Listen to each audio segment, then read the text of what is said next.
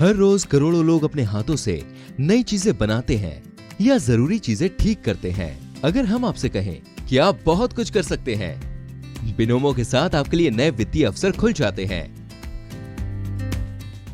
आइए अब आपको चक्रवाती तूफान यास को लेकर ताजा अलर्ट दें। सरकार ने तूफान से निपटने की पूरी तैयारी कर ली है। इस बीच मौसम विभाग ने एक अलर्ट जारी किया है और कहा है कि तूफान यास कल दोपहर ओडिशा पहुंच सकता है। तूफान अभी पारादीप से 320 किलोमीटर दूर है। हवा की रफ्तार 165 किलोमीटर प्रति घंटा रहने की संभावना है। हवा की रफ्तार 185 किलोमीटर प्रति घंटा तक जा सकती है और सेना और एनडीआरएफ के जवानों ने मोर्चा संभाल के रखा है। अब तक 10 लाख लोगों को सुरक्षित स्थान तक पहुंचा दिया गया है।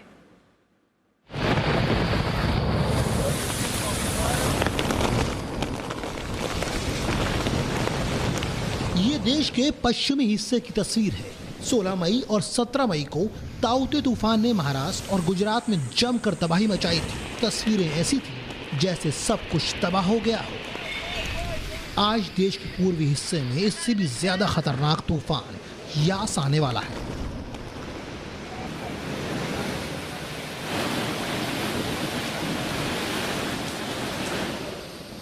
इस तूफान का असर पश्चिम बंगाल, ओडिशा और झारखंड के कुछ इलाकों में पड़ने वाला है। पश्चिम बंगाल और ओडिशा के समंदर किनारे तूफान का सबसे ज्यादा असर होगा, तो झारखंड में बेहद तेज बारिश की आशंका है।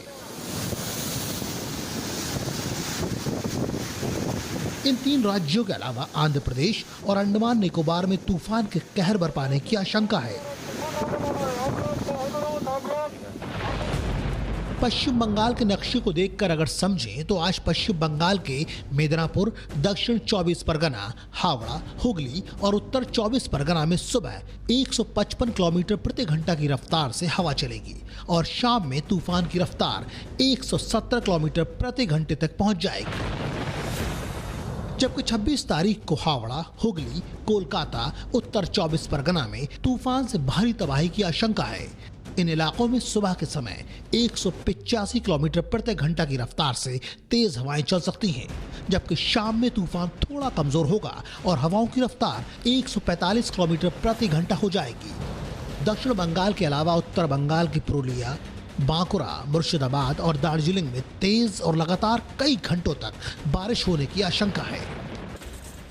यास तूफान की आशंका को देखते हुए एनडीआरएफ के जवानों की तैनाती कर दी गई है। तूफान के बेहद खतरनाक रूप को देखते हुए पिछले 2 दिनों में प्रधानमंत्री नरेंद्र मोदी और गृह मंत्री अमित शाह 2 बड़ी बैठक कर चुके हैं।